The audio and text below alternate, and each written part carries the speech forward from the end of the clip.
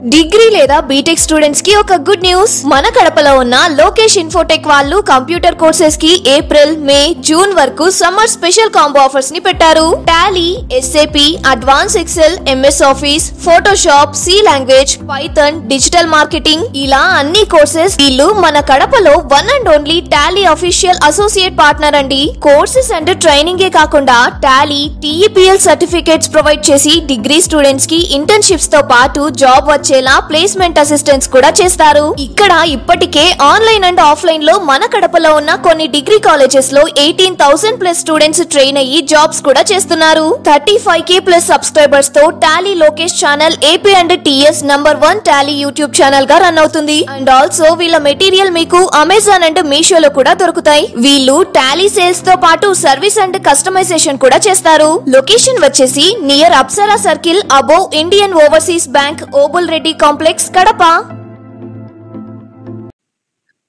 Next one చూడండి. Client అంటే ఎవరు? క్లయింట్ అనే పర్సన్ ప్రతి ఐటీ కంపెనీకి, మార్కెట్లో ఉన్న ఐటీ కంపెనీస్ ఏమేమి ఉన్నాయమ్మా చెప్పండి. ఐటీ కంపెనీస్ నేమ్స్ చెప్పండి. ఒక 5-6 చెప్పండి చూద్దాం. చెప్పండి అమ్మా.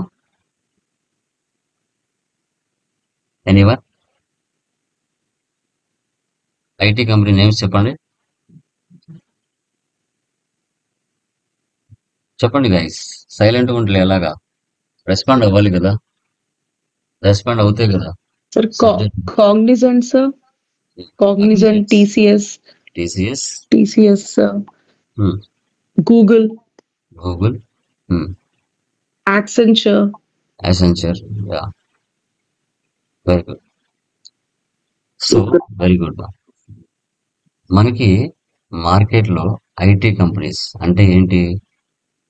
TCS, Wipro, Infosys, Capgemini, Cognizant, HCl.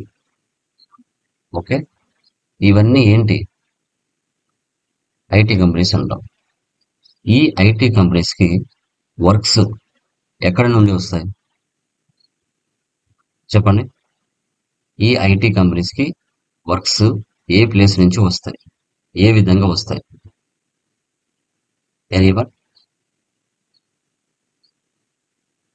ఎవరైనా చెప్పగలరా?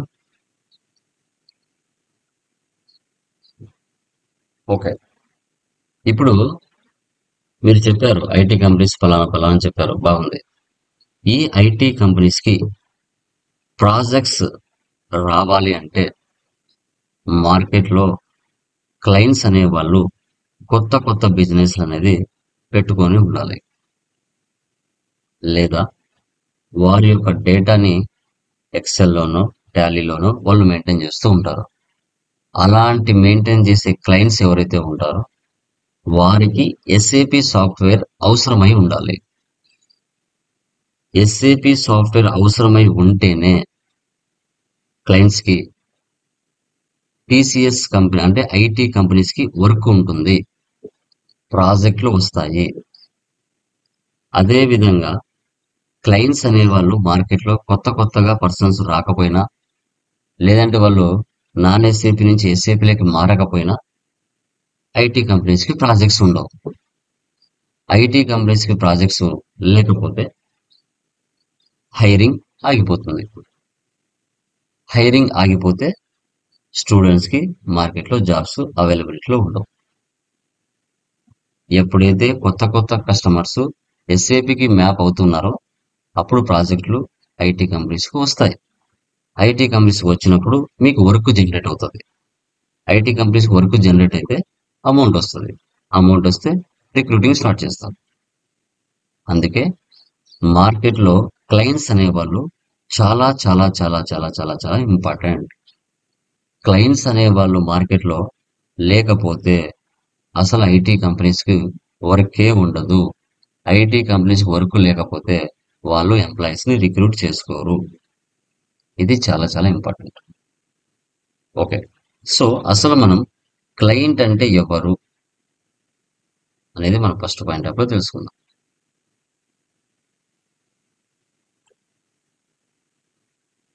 యా, చూడండి.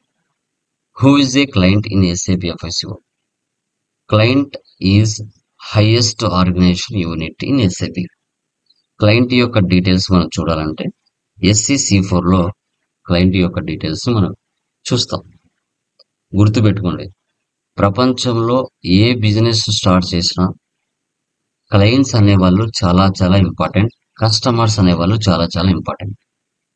అసలు కస్టమర్సే మీ బిజినెస్కి రాకపోతే మీరు బిజినెస్ పెట్టాలనే ఆలోచన ధైర్యం చేయరు. అది ఫుడ్ బిజినెస్ కానీ, కేక్ బిజినెస్ కానీ, ఎలక్ట్రికల్ గూడ్స్ బిజినెస్ కానీ, కంప్యూటర్ స్పేర్ పార్ట్స్ కానీ, ఓకే, బట్టల షాప్ కానీ, ఏదైనా కావచ్చు. మార్కెట్లో క్లయింట్స్ అనేవాళ్ళు లేకపోతే మీరు బిజినెస్ అనేది చేయలేరు. అందుకే క్లయింట్స్ అనేవాళ్ళు గాడ్స్తో సమానం. వాళ్ళని మనం బాగా చూసుకోవాలి. వాళ్ళని మనం బాగా చూసుకుంటే వాళ్ళు నీకు మరొక ప్రాజెక్ట్ ఇస్తారు. నువ్వు వారికి సరిగా రెస్పాండ్ అవ్వకపోతే ఆ ఉన్న ప్రాజెక్టే సరిగా చేయించుకోరు. అందుకే ప్రతి ఐటీ కంపెనీ కూడా క్లయింట్స్ని చాలా మంచిగా చూసుకుంటారు. ఏమైనా డౌట్స్ వచ్చినా క్లారిఫై చేస్తారు. వాళ్ళతో మీకు బాగుంటేనే నెక్స్ట్ ప్రాజెక్ట్ మీకు వస్తుంది. వారితో మీకు సరిగా మూమెంట్ లేకపోతే నెక్స్ట్ బిజినెస్ రాదు. అది కూడా మీరు చూసుకోవాలి. ఓకే, సో మీకు ఇంటర్వ్యూ క్వశ్చన్స్లో అడుగుతారు, ఒక SAP సాఫ్ట్వేర్లో ఎంతమంది క్లయింట్స్ యొక్క డేటాని మెయింటైన్ చేయొచ్చు అంటే 999 క్లయింట్స్ని SAPలో ప్రాజెక్ట్స్ అనేది చేయొచ్చు. ఇది 3 డిజిట్ నెంబర్తో ఉంటుంది అని చెప్పాలి. 3 డిజిట్ న్యూమరికల్ నెంబర్తో 999 క్లయింట్స్ని SAPలో మనం డేటా మెయింటైన్ చేయొచ్చు. ఇక్కడ టోటల్గా రియల్ టైంలో మీరు వర్క్ చేయాల్సిన సర్వర్స్, క్లయింట్స్ ఆర్ సర్వర్స్ అంటాం. ప్రతి సర్వర్ కూడా 3 డిజిట్ నెంబర్ ఉంటుంది ఇలా. సో మీరు రియల్ టైంలో వీటి మీదనే పనిచేస్తారు. Sand box client, development client, quality client, pre production client, production client. వీటి గురించి నెక్స్ట్ సెషన్లో చెప్తాం. ప్రతి క్లయింట్ ఆర్ సర్వర్కి 3 డిజిట్ నెంబర్ ఉంటుంది. ఓకే, అంటే మీరు చేయాల్సిన టోటల్ వర్క్ వీటి మీదనే. అంటే ఇప్పుడు అకౌంటింగ్ సైకిల్ చెప్పాను కదా, transactions, journal, ledger, trial balance, pending account, profit and loss, balance sheet అని చెప్పాను కదా. అదే విధంగా ఇక్కడ కూడా దీని ప్రకారంగా వెళ్తేనే మీకు SAPలో అకౌంట్స్ కరెక్ట్గా వస్తాయి. ఓకే, అది కూడా మీరు చూసుకోవాలి.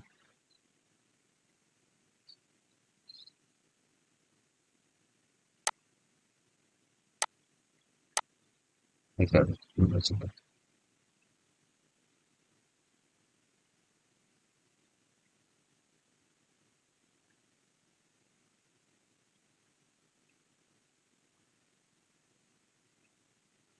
ఓకేనా, క్లియర్?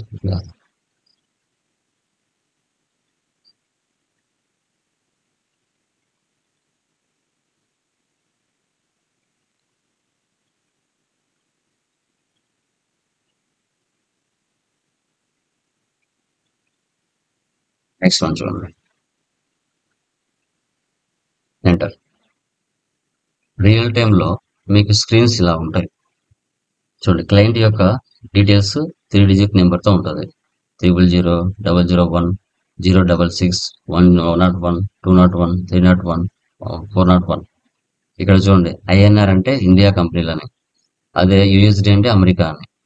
చూడండి, DEM, USD, DEM, INR, city name, company name changed. Okay, ఇలా మీరు ఒకే అండర్ క్లయింట్లో వర్క్ చేయరు. మీ బిజినెస్లో అమెరికా క్లయింట్స్ ఉంటారు, ఇండియా క్లయింట్స్ ఉంటారు, లండన్ క్లయింట్స్ ఉంటారు, ఓకే, న్యూజిలాండ్ క్లయింట్స్ ఉంటారు, ఓకేనా. సో రష్యా క్లయింట్స్ ఉంటారు, ఎవరైనా ఉండొచ్చు. సో వాళ్ళ వర్క్ అనేది నువ్వు కంప్లీట్ చేయాలి, అది ఇంపార్టెంట్.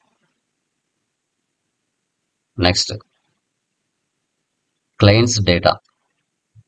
క్లయింట్స్ డేటా ఎక్కడ సేవ్ అవుతుందంటే టేబుల్స్లో సేవ్ అవుతుంది. ఓకే, SC69లో ఈ యొక్క డేటాని సేవ్ చేస్తాం. వీటిలో customising data, transactional data, master data ఉంటుంది. సో ఇప్పుడు ఒక బిజినెస్ యాక్టివిటీస్ జరగాలన్నా, ఈ యొక్క డేటా అనేది మీకు రికార్డ్ అవ్వాలన్నా, సో ఫస్ట్గా మీరు ఏం చేస్తారంటే కాన్ఫిగరేషన్లు చేయాలి, అంటే కస్టమైజింగ్ డేటా చేయాలి. ఒక పర్చేజ్ ఇన్వాయిస్ కానీ సేల్స్ ఇన్వాయిస్ కానీ మీరు ఎంటర్ చేయాలి అంటే ఫస్ట్ కాన్ఫిగరేషన్లో చేయాలి. చేసిన తర్వాత ఆ బిజినెస్లో ఉన్న వెండర్స్ని కానీ కస్టమర్స్ని కానీ జిఎల్స్ని కానీ మాస్టర్ డేటాలో క్రియేషన్ చేయాలి. క్రియేషన్ చేసిన తర్వాత వాటి మీద రియల్ టైం ట్రాన్సాక్షన్స్ను పోస్ట్ చేయాలి. Transactional data, daily transactions posting, purchase, sales, expense, incomes, ఇలా వాటి మీద ట్రాన్సాక్షన్ డేటా అనేది పోస్ట్ చేయాలి. ఓకే, సో దీన్ని మనం క్లయింట్స్ డేటా అంటాం. ఈ ముగ్గురి యొక్క data, customising data, transactional data, master data, ఈ మూడు కలిపి టేబుల్స్లో మనకు సేవ్ అవుతుంది. SE69లో సేవ్ అవుతుంది. ఓకే, ఎగ్జాంపుల్ చూడండి. ఇక్కడ SAP కంపెనీ ఉంది. Mapping the data in SAP. IT companies TCS, IBM, Infosys. Clients Oakley, Federal Mogul, Pragati milk products private limited. ఇప్పుడు వీళ్ళు clients Oakley, Federal and Pragati milk. వీళ్ళు డైరెక్ట్గా SAP కంపెనీ దగ్గరికి వెళ్ళి మాట్లాడలేరు. మా బిజినెస్ పలానా బిజినెస్ ఉంది, మాకు SAP సాఫ్ట్వేర్ అవసరం ఉంది, మా అకౌంట్స్ SAPలోకి ఎంటర్ చేయాలనుకుంటున్నాం, మీరు ఏమైనా సహాయం చేస్తారా అని ఈ క్లయింట్స్ అనేవాళ్ళు డైరెక్ట్గా SAP కంపెనీ దగ్గరికి వెళ్ళరు. సో వాళ్ళు ఓన్లీ సాఫ్ట్వేర్ మాత్రమే ఇస్తారు, వాళ్ళు వర్క్ చేసి పెట్టరు SAP కంపెనీ వాళ్ళు. కానీ ఆ వర్క్ చేయడానికి మధ్యలో మీడియేటర్గా ఎవరు ఉంటారు? IT కంపెనీలు ఉంటాయి. IT కంపెనీల పని ఏంటి? ఇలా కొత్త క్లయింట్స్ యొక్క రిక్వైర్మెంట్స్, కంప్లీట్ డేటా తెలుసుకొని వాళ్ళకి SAP సాఫ్ట్వేర్ ఇన్స్టలేషన్ చేసి వాళ్ళ కంపెనీలో వాళ్ళ వర్క్ చేసి పెట్టడం, అది IT కంపెనీ వర్క్.